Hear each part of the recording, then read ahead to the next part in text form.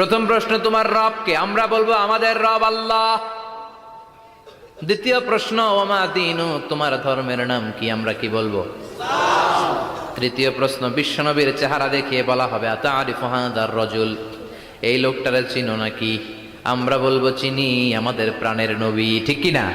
চাঁদের চেয়ে সুন্দর তুমি নবী আমার কমলিওয়ালা, দু জাহানের বাদশা তুমি প্যারা নবী সাল্লে আলা, চাঁদের চেয়ে সুন্দর তুমি নবী আমার কমলিওয়ালা।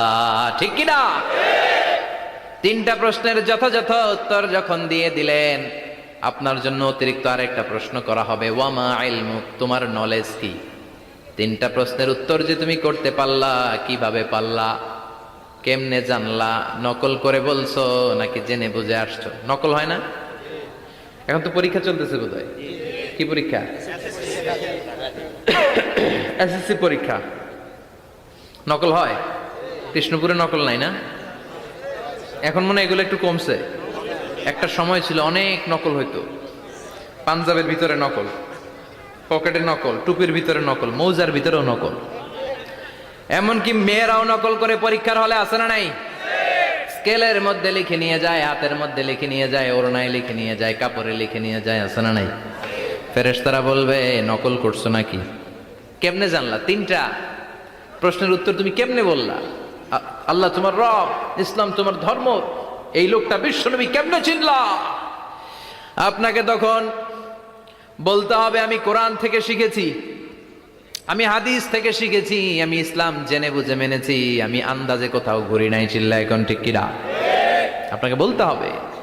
এজন্য শিখতে হবে, প্রতিনিয়ত ইসলাম সম্পর্কে জানতে হবে, আখের গোছাতে হবে, জীবনটাকে আলোকিত করতে হবে। চিল্লায় বলেন ঠিক কিনা? চারটা প্রশ্নই যখন হয়ে গেল, ফেরেশতারা বলবে আহলান ওয়া সাহলান ওয়া মারহাবান বিক, খোশামদেদ, কংগ্রেচুলেশন, খোশামদেদ, কংগ্রেচুলেশন। সব প্রশ্নের উত্তর তুমি পেরেছো। ফায়ুফসাহু লাহু কবরুহু ৭০ যিরান, আপনার কবরটারে ৭০ হাত লম্বা করে দেয়া হবে। ওয়া ইফতাহু লাহু বাবুন ইলাল জান্নাহ, আপনার কবর থেকে জান্নাতের দিকে দরজা খুলে দেয়া হবে। ওয়া ইউলবাসু মিন লিবাসি আহলিল জান্নাহ, জান্নাতের দুইটা রেশমি কাপড়ের পোশাক এনে আপনারে পরিয়ে দেয়া হবে। আর বলা হবে নাম কানাও মিলা আরুস, ঘুমাও, sleep, you should get some sleep now, তোমাকে লম্বা সময় পাড়ে দিতে হবে, ঘুমাও। কানাও মিলা আরুস, যেমনি বর বাসর রাতে আরামসে ঘুম দেয়, বাসর রাতে যেমনি বর কনেকে নিয়ে মধুর ঘুম দেয়, তুমিও ঘুমাও, কেউ তোমার ঘুম ভাঙবে না। মালাক ইসরাফিলের কিয়ামতের জন্য ইসরাফিলের সিংহায় যে ফুৎকার আছে, ওই ফুৎকার ছাড়া কোনো কিছুই তোমার ঘুম ভাঙাতে পারবে না। আলহামদুলিল্লাহ পড়েন। আল্লাহ আমরাও যেন চারটা প্রশ্নের উত্তর দিয়ে লম্বা একটা ঘুম দিতে পারি, পড়ে না আমিন।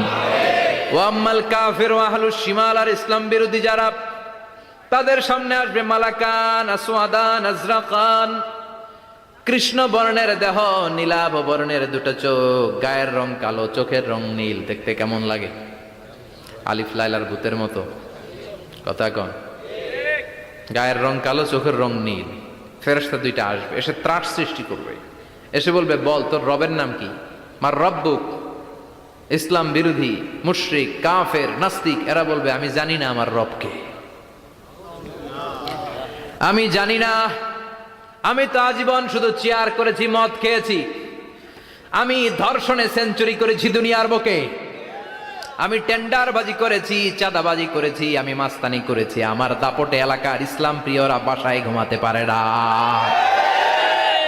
আমি ছিলাম টেন্ডারবাজ, আমি ছিলাম গডফাদার, সন্ত্রাসীদের লিডার, আমি ছিলাম ডন 1 2 3 সব,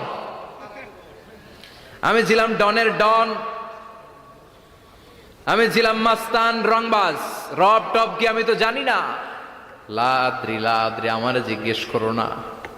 আবার প্রশ্ন করা হবে ওয়ামা দীনুক, তোর ধর্মের নাম কি? বলবে লা আদরি, আমার কোনো ধর্ম নাই, আমার কোনো ধর্ম নাই, আমি শুধু মৌজ মাস্তিতে ছিলাম, আমি আনন্দ ফুর্তি করেছি, ইসলাম নিয়ে আমার মাথা ব্যথা ছিল না, আজীবন ইসলামরে আমি বাস দিয়েছি। চিল্লায় বলেন ঠিক কিনা? ইসলাম বিরোধীদের সাথে ছিল আমার চলাফেরা, আমার সব সাঙ্গ পাঙ্গ ছিল গুন্ডা বদমাশ ইসলাম বিরোধী। রব কি, ইসলাম কি, এগুলো আমি জানি না। আমার এগুলো জিজ্ঞেস করো কেন? ধর্ম কি আমি জানি না, আমি কিচ্ছু মনে করতে পারছি না। 3 নাম্বার প্রশ্ন করা হবে, আতারিফু হাদার রাজুল, দেখো তো এই লোকটারে চিনো কিনা? কয় না, চিনি না, তবে মনে হয় এই লোকটারে দুনিয়ার বুকে আমি গালি দিতাম, এই লোকটার বিরোধিতা করতাম, ব্লগের মধ্যে এই লোকটার ব্যাপারে কুৎসা রটনা করতাম, এই লোকটার কার্টুন বানিয়ে আমি হিংসা ছড়িয়ে দিতাম, এই লোকটার ব্যাপারে আমি এলাকার মধ্যে অপপ্রচার চালাতাম। ফেরেশতারা বলবে তাই? এই ছিল তো ডিউটি, দাঁড়া এখনই আমাদের খেলা শুরু, এখনই শুরু। ফায়ুতরাকু বিমাতারিকা মিন হাদিদ, লোহার একটা হাতুড়ি দিয়ে মাথা থেকে পা পর্যন্ত পিটানো হবে, পিটিয়ে ওর গোশতর হাড্ডিগুলোকে থেতলে ফেলা হবে।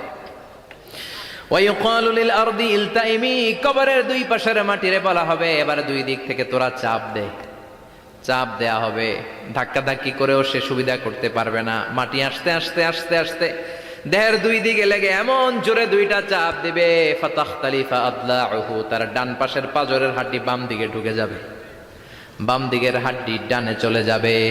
বিশ্বনবী বললেন এই হাতুড়ি দিয়ে পিটানোর শাস্তি, কবরের চাপ দেওয়ার শাস্তি চলতেই থাকবে হাত্তাল কিয়ামা, কিয়ামত পর্যন্ত। আল্লাহ এই কবরের শাস্তি থেকে আমাদের বাঁচাও। আমরা এই আযাব পেতে চাই না, আমরা যেন ঠিকভাবে কবরের 4টা প্রশ্নের উত্তর করে দিয়ে লম্বা ঘুম দিতে পারি। আল্লাহ তুমি তৌফিক দাও।